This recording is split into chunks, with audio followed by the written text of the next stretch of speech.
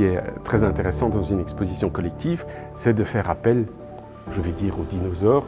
Donc en effet, il y a François Skeuten, il y a Manara, il y a Gueluc, il y a François Avril, Loustal, Gotting, enfin bon, des gens qui ont déjà une grande renommée. Mais pour moi, c'était aussi intéressant de faire appel, par exemple, à Marin Drachian, Filippo Fontana. Voilà, ça c'est deux profils de tout jeunes artistes.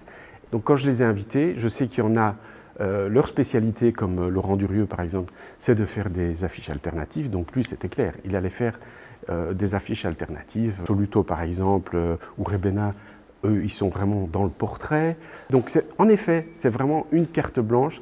On laisse les artistes vraiment, ils font ce qu'ils ont envie, quoi. En fait, quand Alain Huberti est venu me trouver, c'est pas par hasard. Et quand il m'a demandé d'être curateur, c'est parce qu'il savait que je travaillais sur le personnage de Monsieur Hulot. Donc pour moi, c'est un thème que j'ai travaillé pendant 15 ans. Donc c'est une évidence. Moi, je me suis vraiment attaché à travailler et à présenter ici des affiches de Jacques Tati, mais aussi une affiche avec Pierre Richard. C'est de la même famille, hein. Hulot, Pierre Richard, Le Distrait et tout ça. Et donc voilà, moi j'ai pris un malin plaisir à faire une affiche alternative du Grand Blond, qui a même été contresignée par Pierre Richard, qui l'a vu, apprécié. Donc ça c'est quand même une petite fierté, je dois dire.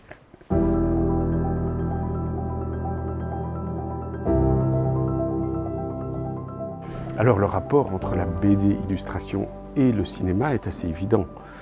Il suffit de regarder un travail comme celui de Manara, qui a travaillé avec Fellini par exemple. Il s'est nourri de cet univers-là. Les cadrages de Loustal, ils sont très cinématographiques. Donc il y a des ponts sans cesse entre les deux. Mais c'est quand même pas le même langage, hein.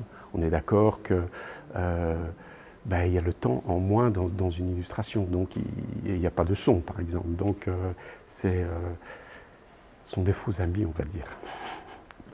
Nous, ici, on présente des affiches alternatives, des illustrations. Par exemple, Philippe Dupuis, il a travaillé sur l'affiche Le tout Nouveau Testament de Jacob van der Mael. Laurent Durieux, eh bien, il y a plusieurs de ces affiches qui ont réellement été utilisées pour la ressortie en DVD. Et maintenant, certains réalisateurs font appel à lui pour l'affiche officielle. Donc ça, c'est quand même un beau challenge. Mais ça reste malheureusement assez rare.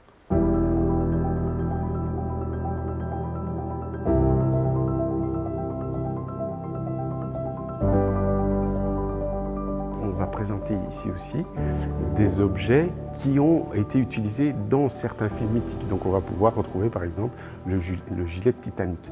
Et donc Teatro Mundi, qui est une société vraiment ils vont récupérer sur les plateaux de tournage. Évidemment, il y a un certificat d'authenticité parce qu'il faut vraiment que ça soit les véritables objets. Donc il y a des médaillons de Batman qui ont servi dans les films.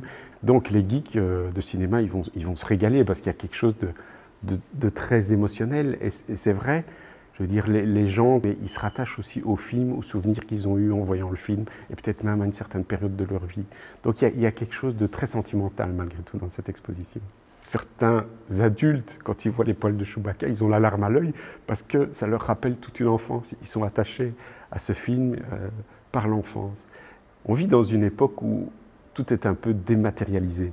Le fait de voir un véritable objet de cinéma exposé qu'on peut acheter, qu'on peut mettre dans son salon, c'est quand même assez génial.